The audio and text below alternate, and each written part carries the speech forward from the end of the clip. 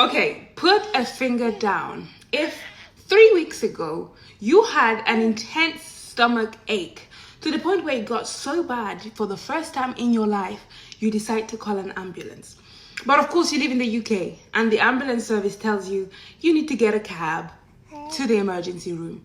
So you call an Uber and you do just that. And the Uber is concerned because you're groaning in pain, but you tell him not to worry because you're going to the emergency room.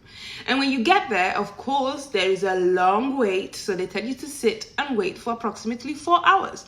And while you're there, you're groaning and you're uttering in pain. And a few hours later, your husband joins you and he's concerned, but there's nothing you can do but wait. But then you feel the really intense urge to poop. So you run to the closest restroom, you lock the door behind you, and you sit to poop. You don't even clean the seat. That's how urgent it was, okay? And so you're sitting there and you're pooping and you're pushing and it hurts, but it feels so good to push. And you're pushing and pushing, and then you hear a big plop.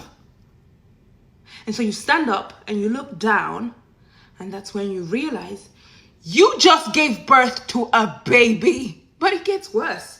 It gets worse.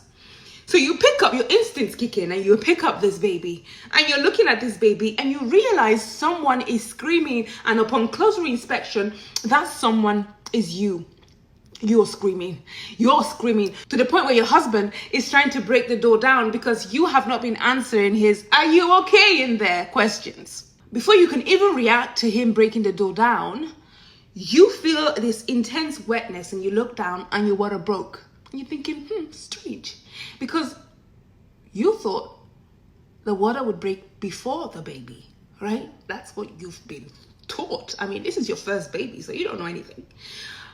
But before you can even think of that, you feel the urge to poop again. But this time it is poop. It is poop. And as you're standing there holding this newborn and pooping, your husband has managed to break the door down, and him, together with the nurses, because they've also been hearing screaming, together with some people from the waiting room, are all looking at you and looking at this sight of a woman holding a baby, pooping while standing, still screaming, okay? Then the nurses approach you, someone takes the baby, and then you hear the baby cry, and then you feel relief, even though you're like, what just happened, okay? But before you can even say anything, you hear the nurses say, she's having another one.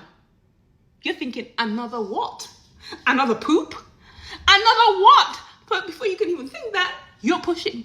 You're pushing. And this is familiar to the first push. So you know you're having another baby. Okay? Okay? And as you're pushing and pushing, you give birth to another baby. But this time it hurt a lot more than the first, you know?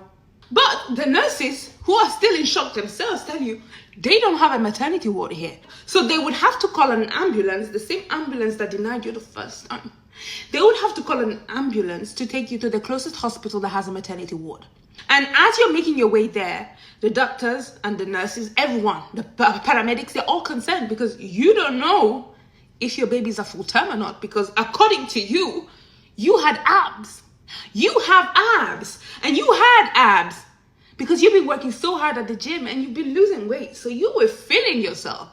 So you're still confused as to where were these babies hiding inside your body, you know? Anyway, you get to the hospital, they do the checks. The babies, they're not full term, but they're close to full term. And the doctors are impressed. So impressed to the point where they call the media, they call the press, but you have to tell them to hold off. Hold off. While you quickly call your mom to tell her, congratulations, you are now a grandma to twin boys. Twin boys. And she's confused and you're confused and your husband is confused. Everyone is confused. Has this ever happened to you? Because it hasn't happened to me.